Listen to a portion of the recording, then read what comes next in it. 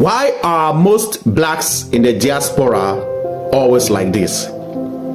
If our leaders in Africa were good, we wouldn't have come to the Western world and be enslaved or been suffering. I have had numerous comments of such on my post, where I talked of Africans going through a lot in Europe. Some will put the blames on African leaders and bad leadership in Africa, how they take advantage of the poor masses. Meanwhile, most Africans in Europe and the Western world do the same by also taking advantage of their ignorant and vulnerable brothers and sisters and exploit them here in Europe or in the Western world, most especially those that just newly came to Europe. Some will even intentionally in their heart mislead them.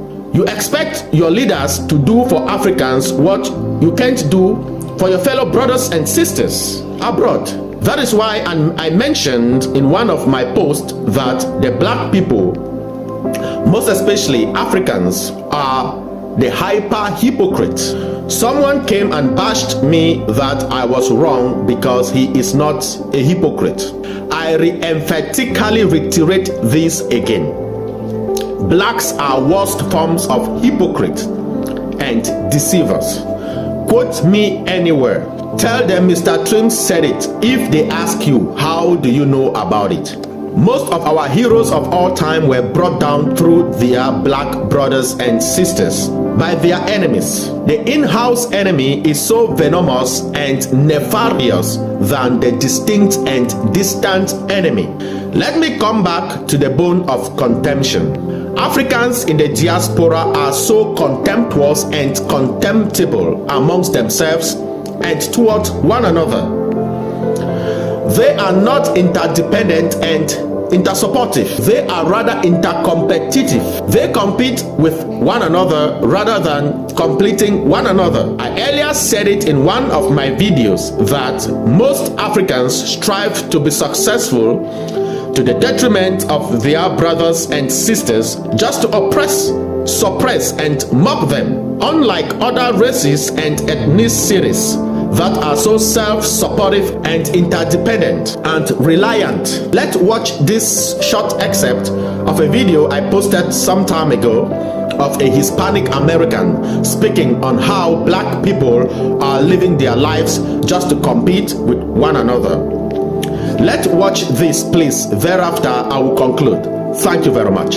Let's watch, please. Yo, what's good? This video right here, I'm making it for black people. That's right, black people. You know how y'all black people look at us and say, damn, why is Chico driving that badass truck? Why is Amigo having that badass car? You know how that is? We stick together. Us Hispanics, we work together. We help each other out. As a Hispanic, you know what I have seen with black people? You guys are always trying to compete against each other. Who's got the better car? Who's got the better truck? Who's got the better bitch? Always comparing each other's shit. Always trying to fight each other. Always trying to put each other down. Y'all need to work together, like us Hispanics do. That's the difference between Hispanics and black people. That's why a Hispanic starts a business. Most of the time, he's successful because he's not doing it all by himself. He's got help. We work together. Y'all black people need to do that. Stick together, help each other out. Stop the fucking competing. That's not helping. Peace. You've heard him. You've heard him well. Thank you very much for watching. He said nothing but the profound truth.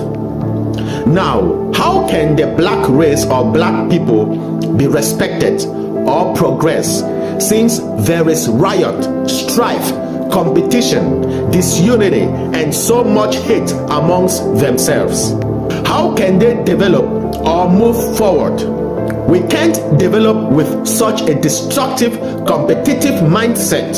If people don't bring their presence and mind together, they can't build their surroundings and society. That is why most of us spend our time praying and depending on supernatural manners or Messiah to come take us out of this mess and slum we have created for ourselves by our own mind.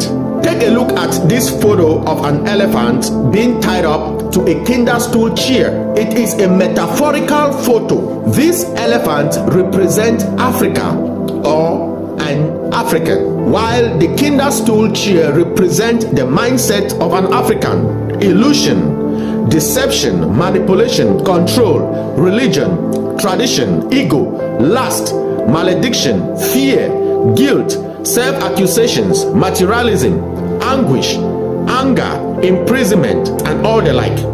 You need to rise up and wake up from it. Slavery and imprisonment is just a thing of the mind. Change your mindset, change your life. You deliberately collaborate with the enemy of fear and envy to destroy yourself and life. Isn't it written, "Let's make man in our image and likeness," which means the Almighty didn't create anything including you alone. Yet the black man wants to become everything in everything he does. He wants to become more than the Alpha and Omega in his life and in the life of his brothers and sisters. The final decision sayer or maker, the beginning and the end of the brothers and sisters' destiny. You want to become the pilot and the plane at the same time, the captain and the ship at the same time. Even the plane was not constructed by a single individual. Have you read the story of the Tower of Babel? What unity in diversity can do, it can make a people achieve whatever dream they want and wish in life. Take a look at this photo of many little fishes being chased by a big shark. Once these fishes discovered the strength in unity, they gathered themselves together in a cluster and became bigger than the whale or the shark that was chasing them, and started now chasing the whale or the shark until the whale or the shark started running away from them.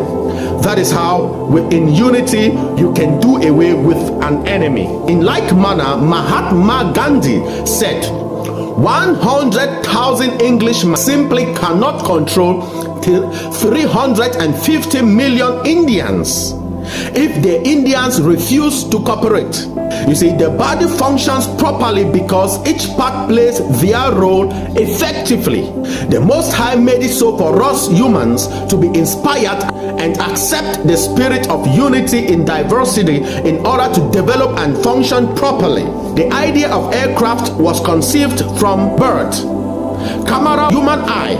Microphones and speakers, the human ears, and so on. Someone must be able to conceive and initiate it and be able to work with one another to achieve it. Many Africans have passed on with great inventions and discoveries without being achieved. Maybe reason being they wanted to achieve it by themselves all alone, or they couldn't find people with whom they can work together. Before I go, please, Africans in the diaspora, stop hating on each other. Learn to embrace and help one another. All these vices in you are not you.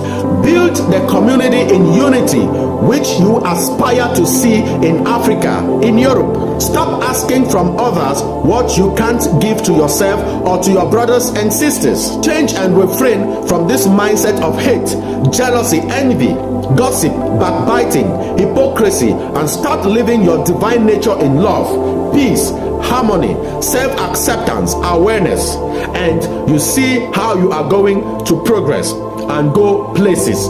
Thank you very much. Toda Rabba, and goodbye for now. Remember, forewarned is forearmed. Goodbye.